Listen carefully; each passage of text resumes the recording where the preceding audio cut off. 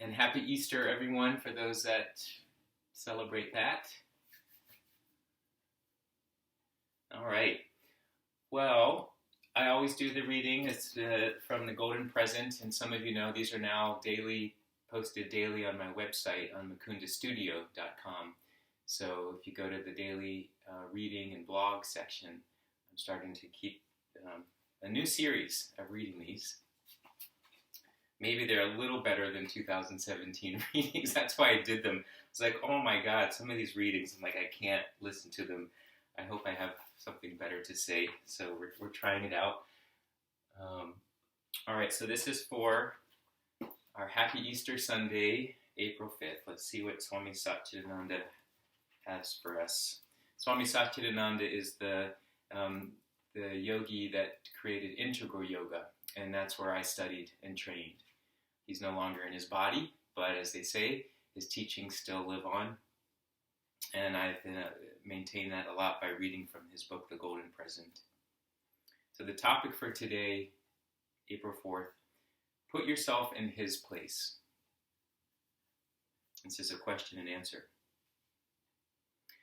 Often I see others making a mistake, and I would like to suggest another way of handling things.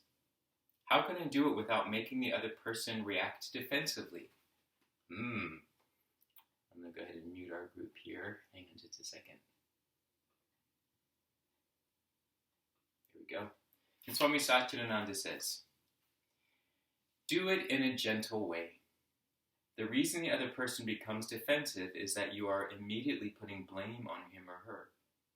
He or she doesn't want to accept that.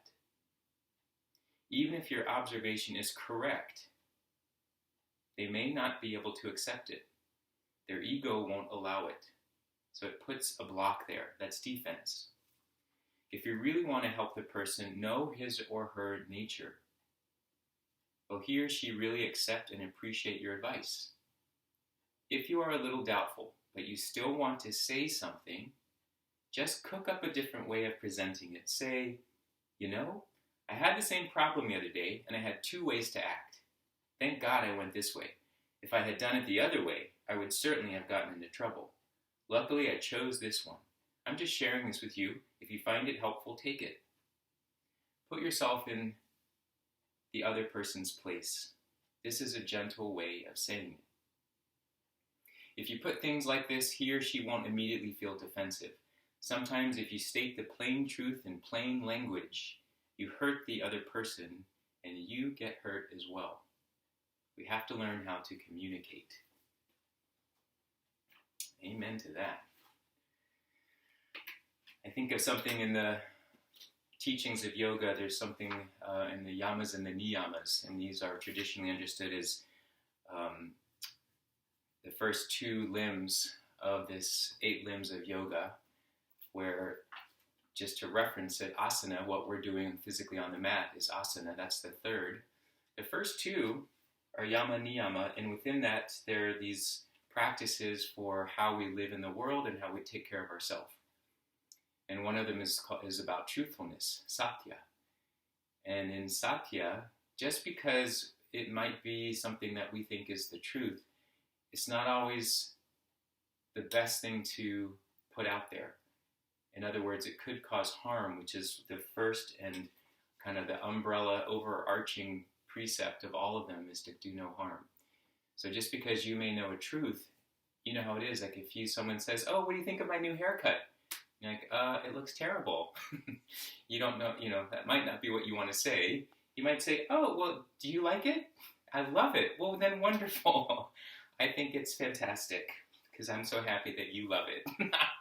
If it's a good friend, you tell them what's up. But in some of these instances, it's not the best situation just because you think, you know it's right.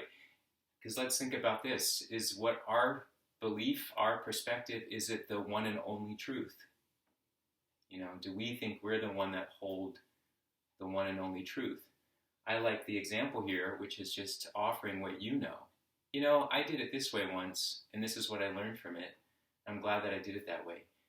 That to me is amazing communication because you're offering options to your friend to let their wheels turn and think, rather than what we typically do, which is impose what we think.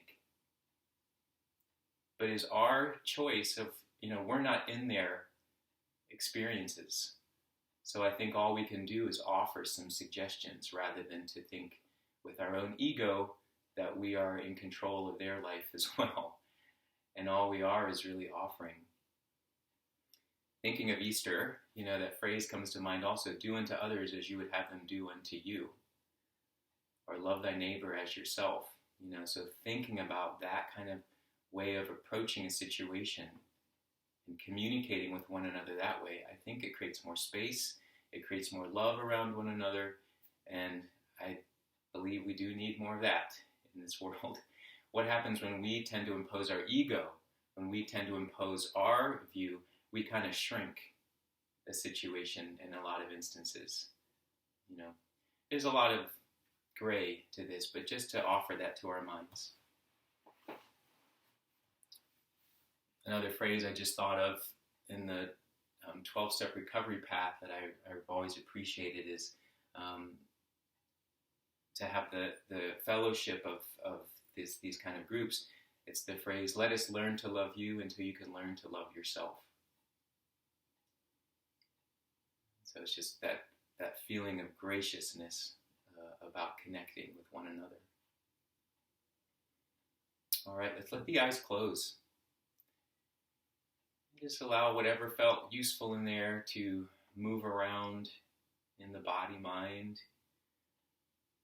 Anything that didn't feel useful, just let it drop away.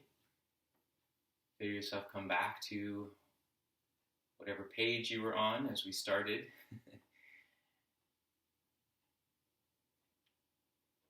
Welcome yourself to this practice, to this time, to this space.